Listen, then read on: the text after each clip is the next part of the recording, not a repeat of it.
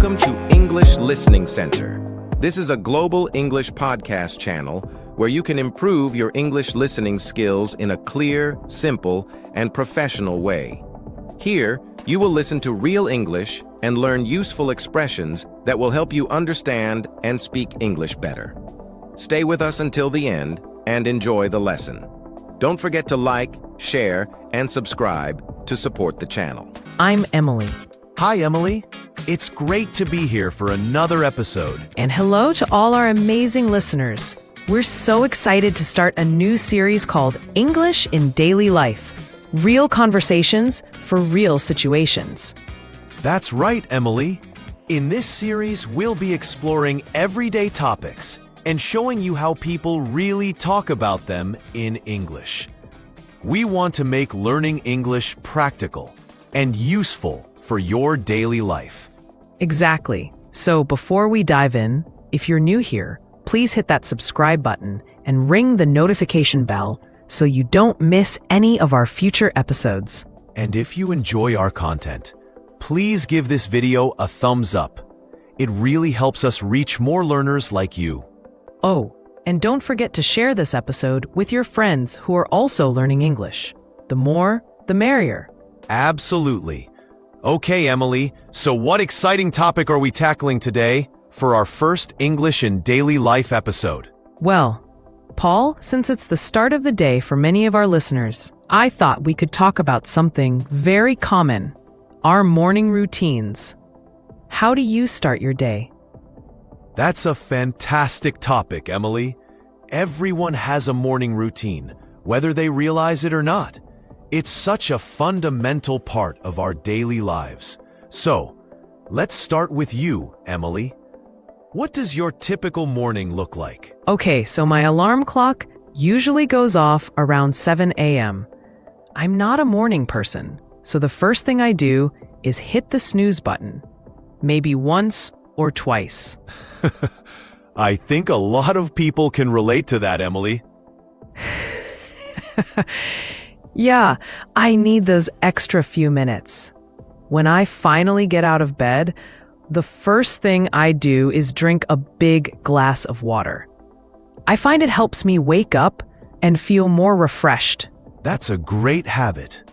I should probably start doing that more consistently. You should. After that, I usually head to the bathroom to brush my teeth and wash my face.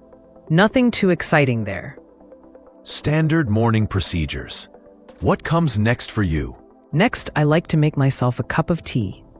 I'm a big tea drinker. While the water is boiling, I usually stretch a little bit.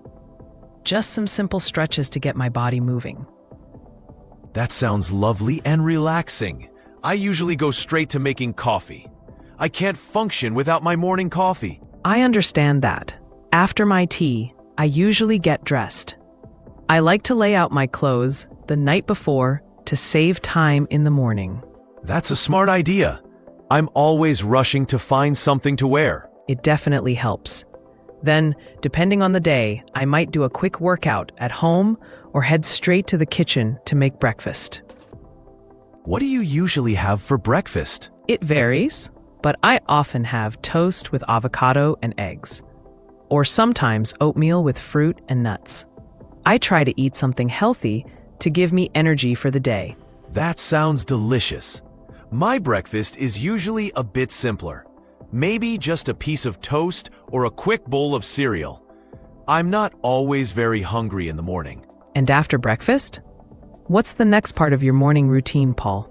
After breakfast, I usually check my emails and plan my day. I like to make a to-do list so I know what I need to accomplish. That's a very organized way to start the day. I should probably try that more often. For me, after breakfast, I usually spend some time catching up on the news or reading a book before I start working. So that's your morning routine at home. What about when you have to go to work? Does it change much? Not drastically, but I do need to factor in commute time. So I might wake up a bit earlier to make sure I have enough time to get ready and travel to work. I also make sure my bag is packed the night before with everything I need. That makes sense. Being prepared definitely reduces morning stress. Now, let's think about our listeners who might be students. What might their morning routine look like? That's a great point, Paul. For students, their morning routine would revolve around getting ready for school or university.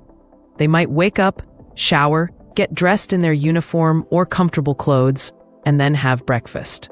And depending on their age, they might need some help from their parents to get ready, especially younger students. Exactly.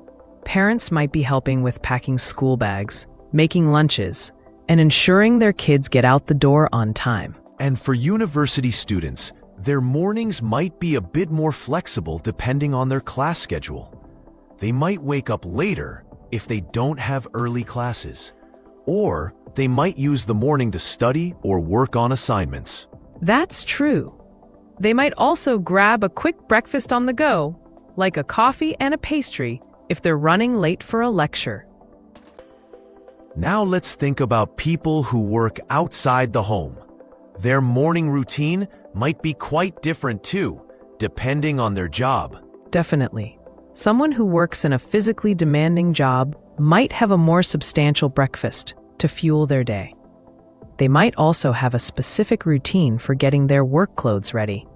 And someone who works in an office might spend more time getting ready, choosing their outfit carefully, and maybe even doing their hair and makeup. Yes, and their commute could also be a big part of their morning. They might listen to music, podcasts, or audiobooks during their commute to make it more enjoyable or productive. That's a great idea. Using commute time to learn something new or catch up on things. Absolutely. Now, let's imagine a different scenario. What if someone wants to grab breakfast at a cafe before heading to work or school?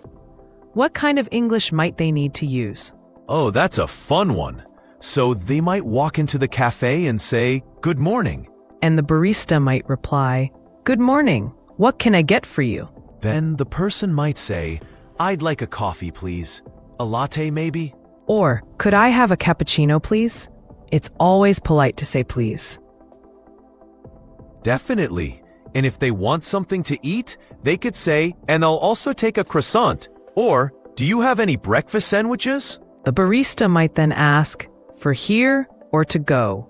Meaning, do you want to eat it at the cafe or take it with you? And the person would reply, "To go, please," or "For here, thank you." They might also need to specify if they want milk, sugar, or any other additions to their coffee. For example, "Could I have oat milk instead of regular milk?" Or, "Just a little bit of sugar, please."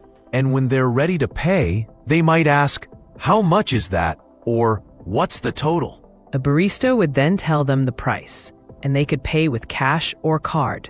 They might say, "Here you go," while handing over the money or card. And it's always polite to say thank you after receiving their order and change. Absolutely. So even a simple interaction, like ordering breakfast at a cafe, involves using some key English phrases. It really does. And it's a great way to practice your English in a real-life situation. Now let's think about some other things people might do in their morning routine. Some people like to exercise first thing in the morning. Yes, that's a great way to start the day with energy. They might go for a run, do yoga at home, or go to the gym. And after exercising, they would probably take a shower and get ready for the day. Others might prefer to meditate or do some mindfulness exercises in the morning to clear their minds and set a positive tone for the day. That's a wonderful practice. It can really help reduce stress and improve focus. And some people like to spend a few minutes reading a book or the news before they start their day. It's a way to ease into the day instead of rushing straight into tasks. Exactly. It's all about finding what works best for you and creating a routine that makes you feel good and prepared for the day ahead. So, Emily, what are some common phrases our listeners might hear or use when talking about their morning routine? That's a great question, Paul. Here are a few. My alarm goes off at. This is how you say what time you wake up. I hit the snooze button. This means you press the button to delay your alarm. I get out of bed. This is the action of leaving your bed. I brush my teeth. This is part of your oral hygiene. I wash my face.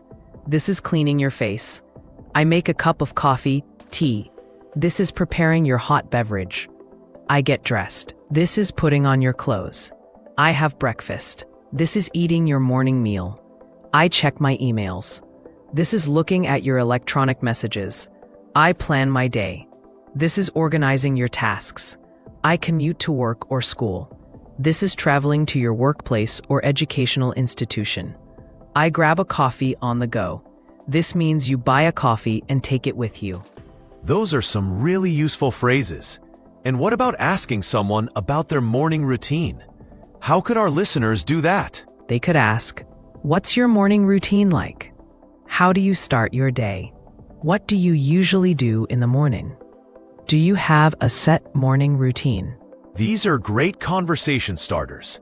You could use them to talk to friends, colleagues, or even practice with a language exchange partner.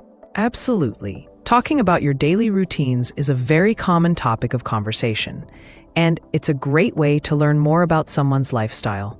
So, Emily, reflecting on our own morning routines, what do you think is the most important part of a good morning routine? For me, I think it's having a little bit of time to myself before the day really starts. Whether it's enjoying a cup of tea in peace or reading a few pages of a book.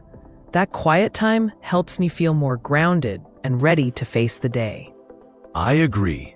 For me, it's definitely the coffee. That first cup really wakes me up and gets me going.